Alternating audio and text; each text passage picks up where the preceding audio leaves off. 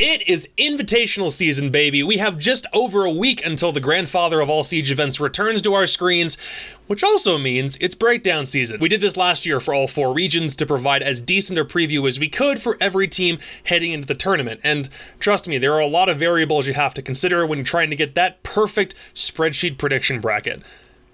No one's gonna get the group stage right. Just quit while you're ahead.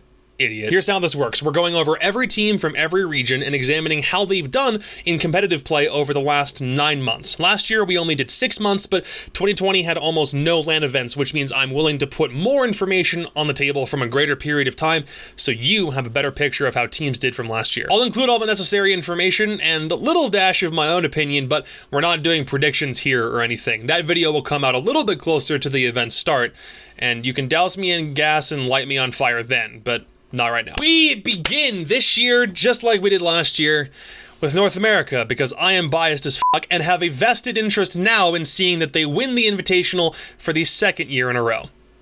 You can already tell who I'm not predicting to win. BDS takes. This year, NA is sending its big 4 in Space Station, TSM, DarkZero Esports, and Oxygen Esports, but this time they'll be joined by, I'm still having a hard time saying this out loud, Altiora Esports. Those Canadian sons of guns really made it through a bracket that had Rent-Free and Disrupt in it.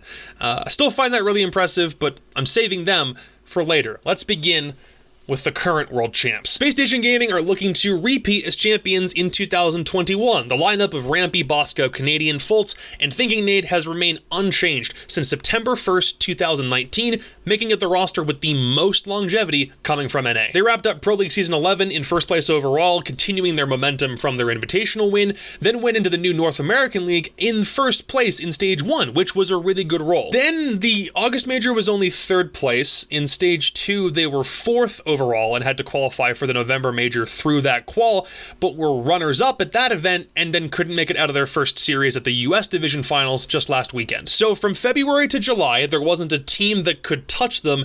Then from August to now, I want to call them consistently inconsistent, but that seems cruel. It's like they can't quite get across the finish line. They went from being the best team in NA to within the top 3, as DZ and TSM have really been keeping good pace with them. It doesn't mean that they're bad by any stretch, but the back end of 2020 was definitely a lot rougher than the first. Moving to TSM, they seem like they're rocking the opposite kind of momentum. 2nd place in Season 11, 2nd place in Stage 1, 2nd at the August Major, 2nd in Stage 2, then 1st place at the November Major, and 1st place at the US Finals. I was going to run with a storyline of TSM never being able to win at the last hurdle, then over the past 2 months, they have shut me the hell up. The core of Achieved, Merc, Bolo, and Geometrics has been together for over a year now, but in June, they made the call to bring in Shala as their new 5th player, while Pojo Man moved back into a coaching role. And over the summer, we watched as TSM worked with role changes and moving things around to accommodate a new guy. But now we're all screaming Shala's praises like there's no tomorrow. This is so cool. Can we get one Shala appreciation post on the subreddit, please? There's no question in my mind that TSM is currently the best team in NA, and without a doubt, the most exciting to watch. Though, is it a coincidence that both the events they've won recently have been on LAN? The Invitational's also on LAN. This isn't a predictions video, Jacob! Stop it! Somehow, the only North American team in Group A is DarkZero. They've got to cleave their way through 9 other international teams that they haven't seen in months. I don't envy them in the slightest. Mint, Hyper, Hot and Cold, Skies, and Eclipse have been a squad for over a year at this stage, and they've stayed in the top 3 in North America for most of 2020, with the exception of only one time. 3rd out of Pro League, 4th in Stage 1 and had to get to the August Major through the qualifier, then won that major, came out 1st in Stage 2, then got edged out of the November Major and the US Finals by TSM. There's a major win in there, which is always a good thing, but once the events got to LAN, I'm sorry, but when do you break this curse, man? The separation between DZ's online and offline performances has always been there. Even if they've shown that they can do well on both, online is the only place where they've truly excelled and haven't fallen short of the boat. A team that's this good needs to break through that glass ceiling at some point, and they're the only team in NA in their whole group this year for SI, so I hope they can smash through it like we know that they can. But what about Oxygen? When I talk about North America's top 3, unfortunately, these guys are the team that's always left out of it, and that's mostly because their league performances differ a lot from their tournament ones. They were 4th in Season 11 when they were still under Team Reciprocity. They were 3rd place in both Stages 1 and 2 of the NAL, which is pretty respectable. Then were the first team eliminated at both the August and the November majors and couldn't make it out of their first game at the US Finals.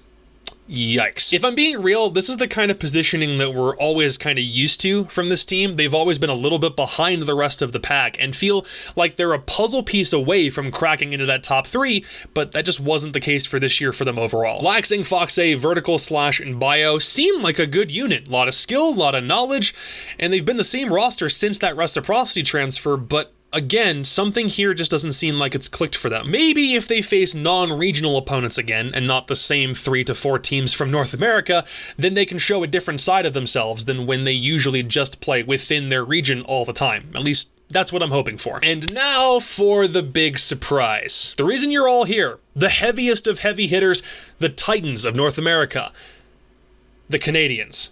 It's Altiora. For some of you, it might be your first time ever hearing of these guys, and that's understandable. So, this is Penguin, Eska, Euphoria, Spirits, and Sonar, all but the last of which are Canadian, making them the first team from NA not majority comprised of Americans. This team looked way different back when the year began. They qualified for the Canada division back in May as Squires, and then got picked up by Altiora before the start of Stage 1, but the roster was 4 fifths different back then, and they only placed 3rd. Then they revamped their entire team with players from all over the North American spectrum. Underage legends, US Challenger, Canada Challenger, and threw them all together to form the roster that we see today. They got 2nd in Stage 2, then went to the Canada Finals against Mirage and handed them their own ass on a silver platter. That was brutal. And if that wasn't enough to put them on people's radar, they then walked into the SI NA Last Chance qualifier, beat Rent Free and Beast Coast, and made it to SI. That, in a nutshell, is the story of Altiora. It's a nice, impressive role, there's no doubt, but they haven't faced, I'm gonna sneeze,